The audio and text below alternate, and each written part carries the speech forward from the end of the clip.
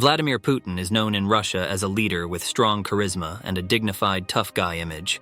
It's hard to find someone who doesn't know Putin, who has seized real power in a breathtaking power struggle and served 4 presidential terms.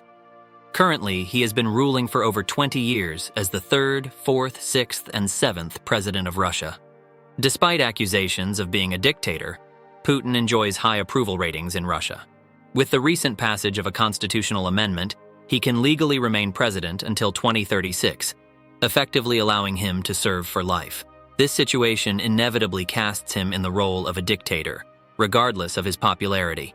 Even though many people are familiar with the name of Putin, it's challenging to find someone who actually knows how he came to power and how he was raised.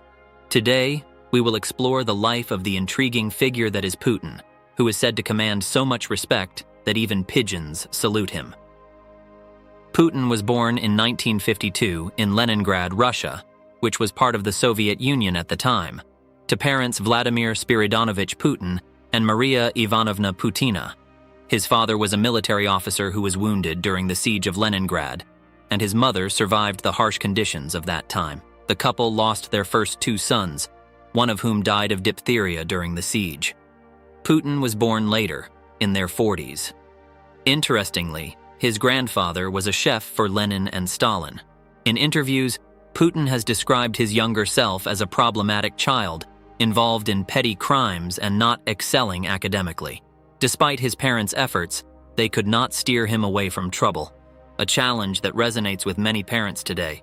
However, as Putin grew older, with the guidance of his sports coaches, he transformed into a model student, being good both academically and in sports, particularly in judo. He harbored the dream of becoming a spy, which required excellent grades in school. Although he was not initially outstanding academically, his focus shifted towards sports, where he competed at a professional level, despite not planning a career in athletics. Fascinated by Cold War propaganda, Putin was captivated by the life of spies. This inspiration eventually led him to join the KGB, the Soviet Union's primary security agency.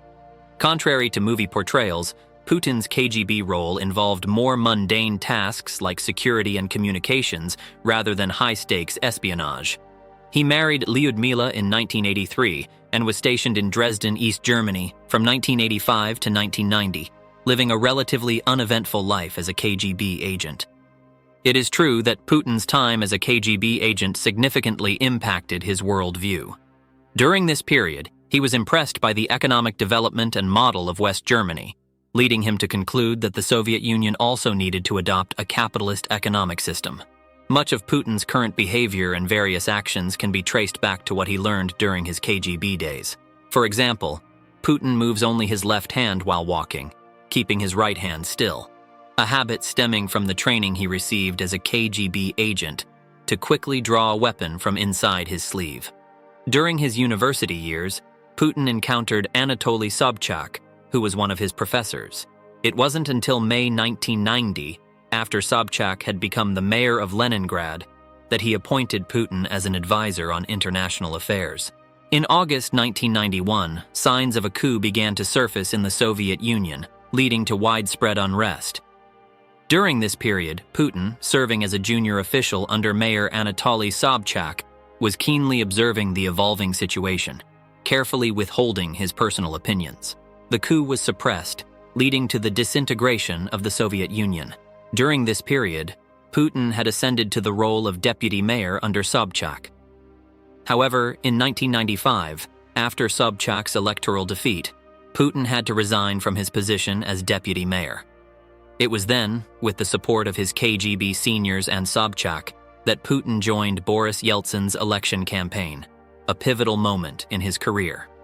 After Yeltsin's re-election, Putin secured a role within Yeltsin's administration, marking a seamless transition from his KGB background to a significant position in the government of the Russian Federation. By 1998, he had rapidly risen to become the director of the Federal Security Service, and within the same year, was appointed head of the presidential administration. This progression indicates that Putin's rapid promotion was not only a response to the chaotic period, which necessitated Yeltsin having many capable individuals around him, but also a testament to Putin's exceptional political skills and effective performance in his roles. In 1999, when Yeltsin nominated Putin for prime minister, Putin was relatively unknown to the general public, initially faced skepticism about his capabilities and struggled to garner support. However, the outcome of the Chechen War played a crucial role in bolstering Putin's support and foundation among the Russian populace. This contributed to a strong performance for Yeltsin's party in the parliamentary elections, and discussions began to emerge about Prime Minister Putin as a potential presidential candidate. On December 31st, Yeltsin resigned, citing health reasons among other considerations, paving the way for Putin, then Prime Minister, to assume the role of acting president. He served in this capacity for 5 months before being officially elected president with 52% of the vote. This election marked the commencement of Putin's extended tenure in office. While many outside of Russia view Putin as a dictator, he maintains significant support within Russia. Echoing the sentiment of Trump's "Make America Great Again" campaign, Putin often speaks of reclaiming the Soviet Union's past prestige, which once challenged the United States. His vision is highly regarded among his supporters.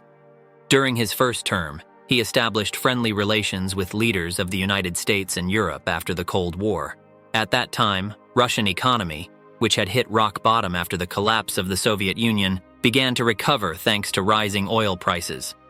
Many older Russians look back on this era with appreciation, attributing the economic revival and improvements in living standards to Putin, despite facing international critiques over human rights issues, media censorship, and various scandals. In his second term, Putin diverged from the United States' stance, actively pursuing diplomacy with nations that were at odds with the U.S., especially during George W. Bush's presidency. Throughout this period, he garnered positive assessments for stabilizing Russia on economic, political, and military fronts. Later, due to constitutional term limits, Putin positioned Dmitry Medvedev as president while assuming the role of prime minister himself. In 2011, Medvedev nominated Putin as his successor, leading to Putin's re-election as president amid controversies, including allegations of electoral fraud and reports of turnout exceeding 100% in some regions. Despite facing criticisms and public fatigue after a long tenure, Putin was re-elected in 2017 with 76% of the vote, despite some polls suggesting a competitive race against a challenger. Among many citizens, there persists a sentiment that Putin's assertive leadership style and his vision for a strong Russia are necessary.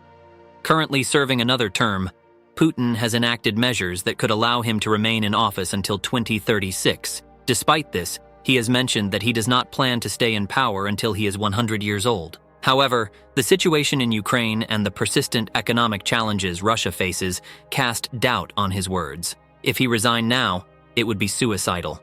This situation raises questions about how Putin will address these multifaceted issues and sustain his leadership.